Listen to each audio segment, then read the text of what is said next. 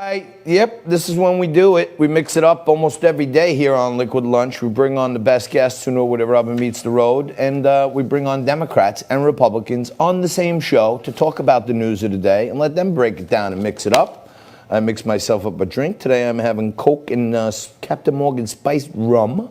And to mix it up for you today is two great friends of the show. They've never been in this segment before, but they know the drill. Jadan Horyn, Republican strategist and contributor to Metropolitan Magazine. Josh Kravitz, Democratic district leader in New York, attorney. And guys, thank you both for mixing it up with us today. I see neither of you have got to your salon lately. Your hair looks quite long. I'm not used to seeing you guys with your hair this long. Mine is a homemade haircut, and I don't like it, but I'll get it taken care of soon. Yeah, Jadan has not homemade haircut. That thing is just growing like weeds. I wish I would pay anything for that hair. I heard that they're coming up with a new transplantation where you could take it from somebody else's head.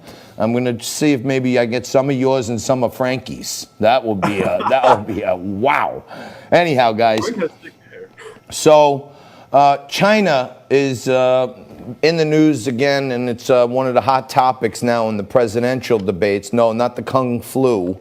The back and forth between Trump and Biden on who could be tougher on China. Josh, how could Joe Biden say now he's going to be tough on China when for the last 40 years he's been best buddies with China? Well, first off, I don't even understand why this is an issue and why we need to talk about being tough on China. I think the 3.5 years of the Trump administration have so degraded the United States' standing in the world in so many different areas. We don't attend international conferences. We don't invest in the world. As China does its Belt and Road Initiative and invests in Africa, Central Asia, all over the place, extending its influence like we did with the Marshall Plan after the Second World War, that China's going to have a great couple decades because of these 3.5 years of missed opportunities during the Trump administration. And there's really nothing we can do about it. I hope the next 4 years we focus on ourselves and make ourselves the best country we can be to re-extend our influence in the world. So I don't understand why being tough on China is such a big deal. But if we want to talk about being tough on China, what we could have done to be tough on China is one, I don't know, maybe the president wouldn't have gone to President Xi and asked for help during the election. That'd be pretty good about being tough on China. I don't think he did. I don't think he went to him and asked for help. Jadan, well, let me get you in. Let me get you in on this. Josh is saying that these 3.5 years are going to make 2 decades worth of great stuff for China. I don't see it that way. Look, Joe Biden has a China problem. He's been a China apologist for the last 30 years, and frankly, it's come back to bite him. And as for what Josh said, look, President Trump has been attempting to make America focus on America again, which is what the last 3.5 years have been. And, you know, we have China, which is an authoritarian, totalitarian regime. By Josh's logic, we are saying that we've lost our moral authority. Therefore, we can't say to them that their complete and total suppression of rights in Hong Kong isn't something that Americans should be worried about. That they're lying about COVID cases shouldn't be something that Americans are worried about. We should absolutely be concerned about Chinese influence, Chinese meddling. And frankly, you know, Mitt Romney back in 2012 warned us about Russia. And look, that turned out to be accurate. So, and now Donald Trump has warned us about China, and that has turned out to be accurate. What has Donald Trump done about Hong Kong? Joe Biden is here, finally acknowledging that China is a problem. And what has China done about Hong Kong? And by the way, as in decades, I think it's ridiculous.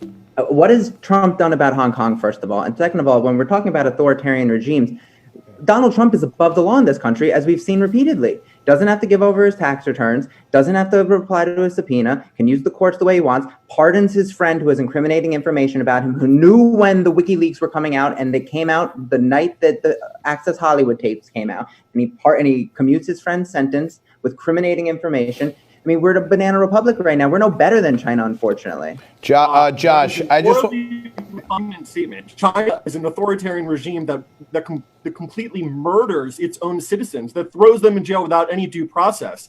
You may not like that Trump has been exonerated when it comes to impeachment. You may not like that he's commuted sentences. You may not like the Supreme Court has ruled that they don't have direct and immediate access to his tax returns. But no, I don't. Not only do I not like it, for the totalitarian regime. Not only do I not like it, it's spitting on the Constitution of the United States of America, and it's disgusting, and it's the worst betrayal that a president has done to not faithfully execute the laws that we've ever seen. But it is not the wanton and capricious murder of its own citizens in mass, like what's going on in Uyghur. Look, do I think Donald rights of an entire people group in Hong Kong? Frankly, I mean, to make that comparison, you may not like what Donald Trump's doing, and that's fine. That's certainly reserved. But you cannot make a false. I don't compare it to the genocide of the Uyghurs. I don't compare it to the genocide of the Uyghurs. But what I will say is that we do not have a constitutional republic like we thought that we did. We have a president who is above the law. That is so. Wait, Josh, we're conflating a couple of issues here. Let's deconflate these two issues. Okay, let's go to the Roger Stone thing. So it's your contention that, and this has been completely debunked many times, but Roger Stone talking about WikiLeaks, it was already publicly announced by WikiLeaks weeks before. How is it debunked? Well, yes, it's been debunked that when Roger Stone spoke about it, it had already been public information for like 3 weeks. But I don't want to get off on that one. You're saying that he's a lawless president because he pardoned his friend Roger Stone. That's what you think, right? I think he's a lawless president for 10 different things. But I'm saying in this one, you think this is horrible for us. Are you aware? What about the fact that there are bounties on American soldiers in Afghanistan? That's also, I'm not saying that's good, but that's been going on for 50 years. We have bounties out on Russian soldiers. So, that's part of warfare. But you're actually using whataboutism, which is Putin's favorite technique in the media, to say, well, we do it too. Remember when Trump was running for president, he said, oh, well, we do bad things too. We kill people too. And now Jadan over here is the American exceptionalist, which is great because I used to be an American exceptionalist until pretty recently when Trump ruined it for me and ruined it for a lot of us. But, if you want to be an American exceptionalist, that's great, but there is no more American exceptionalism. There isn't. Well, hey, Jadan, we let our soldiers get killed by Russians, and we don't even stand up for our own soldiers. The President of the United States doesn't do anything, the Republican senators don't do anything. You should know this, Jadan. Josh is a great friend of the show. He's great friends with Frankie and I. And you know what he's really mad about? Because he's a Bernie supporter. He was for Bernie Sanders. So now he's stuck here. He can't go to Trump. And he has to be for Biden because he was a Bernieite. So he's in a bad spot here. This is a terrible thing for the Bernieites actually standing up for Joe Biden. They hated him a few months ago. I never hated Joe Biden, and I never said anything particularly bad about Joe Biden on the show. He was definitely not my candidate. I think the critical societal issue that's facing the United States is income inequality and the way that the poor are treated in this country and the way that the working class are treated in this country, and it causes problems throughout. And we have people going bankrupt because of medical bills. We have 40% of Americans who do not have $400 to cover an emergency, and now we're all living through an emergency, and 20% of Americans just lost their job. I think Bernie Sanders would have been a better candidate to solve those core issues. But if we are trying to preserve our constitutional republic, if we were trying to make sure our president is not above the law, the norms and principles that have been the source of our prosperity for 225 years, because it's not, we've had different marginal tax rates over the last 225 years. Hang on. We got 2 minutes left. I want to hit one. We got 2 minutes left. I want to hit one other topic.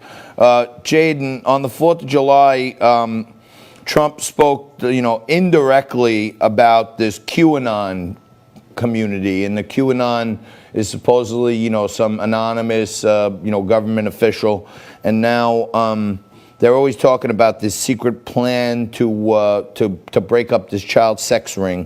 What do you make of this Wayfair child trafficking scandal? Look, Q has become kind of an internet phenomenon predicated around people's desire for conspiracy to explain the enormous change that we have around us. The president acknowledging it is, I think, unfortunate. At the same time, it's not surprising since a large number of people, whether they're his supporters or whether they're actually just what they call themselves skeptics, seem to believe that there is in fact a deep state, or there is in fact individuals in our government that are out to sell it out and sell out its sovereignty and sell out its independence. And again, I think it's unfortunate the president, is going down that route. At the same time, there does appear to be individuals involved with Jeffrey Epstein, whether in our government or other foreign governments. And there certainly seems to be, at least in the mind of an average common person, which the legal profession loves, to argue that it seems odd that there isn't justice for those victims. There isn't justice. Josh, I got 30 seconds. Yeah. Well, first off, I actually completely agree. I think, Wow. All right. Say no more. We finally got you guys to agree on something, but all right, we got to leave it there. Thank you so much. Josh Kravitz, Jadan Horyn, two great friends of the show. We got to have those two back together again. Let's try to put that together, Jadan and Josh. It sounds like it's got a good ring to it. I like Josh and Jadan better than Walker Bragman. Anyway, thank you guys. All right, thank you for being there. Don't go anywhere. Jess and Nico are going to tear me apart right after this with all the mistakes I made in today's show. Quick break, wrapping up Liquid Lunch right after this.